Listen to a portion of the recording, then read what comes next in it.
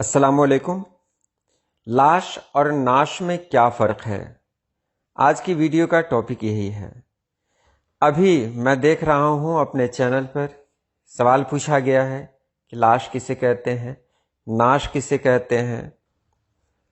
کمیٹو learning سوال پوچھ رہے ہیں کہ سر جی نعش اور لاش کے بارے میں بتائیں، تو علی الدین صاحب کہہ رہے ہیں کہ اس پر ایک پہلی ویڈیو بنائی جا چکی ہے۔ انیسا رحمانی کہہ رہی ہیں کہ نعش انسان کی ڈیڈ باڈی ہوتی ہے اور لاش جانور انسان دونوں کے لیے ہوتی ہے۔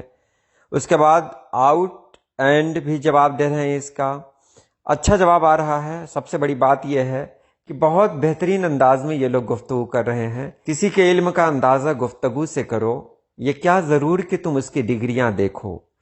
تو میں نے سوچا کہ اس پر ایک ویڈیو بنائی جائے، تو چلیے ہم ویڈیو میں آگے دیکھتے ہیں لاش کسے کہتے ہیں اور نعش کسے کہتے ہیں۔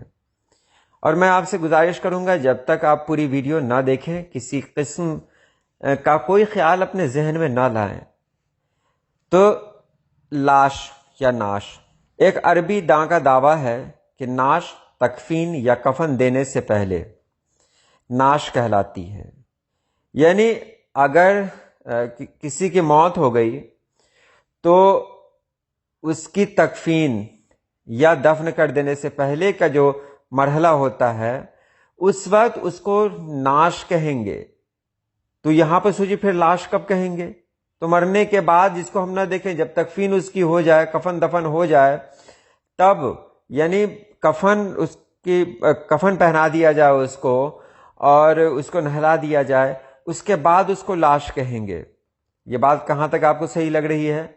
مجھے نہیں پتا، لیکن مجھے یہ بات صحیح نہیں لگ رہی ہے۔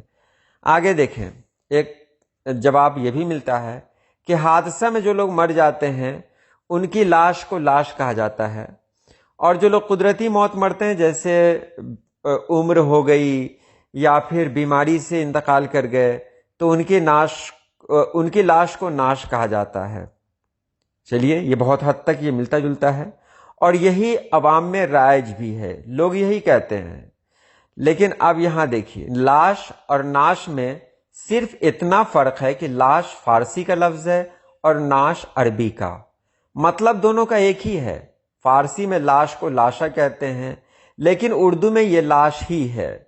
تو یہ یہاں سے واضح ہو جاتا ہے کہ لاش کہیں یا نعش کہیں، آسمان کہیں یا فلک کہیں، زمین کہیں یا ارض کہیں، بالکل ایک ہی ہے۔ یہاں کوئی فرق نہیں ہے، اس میں کوئی فرق نہیں ہے کہ لاش یہ ہے، نعش وہ ہے۔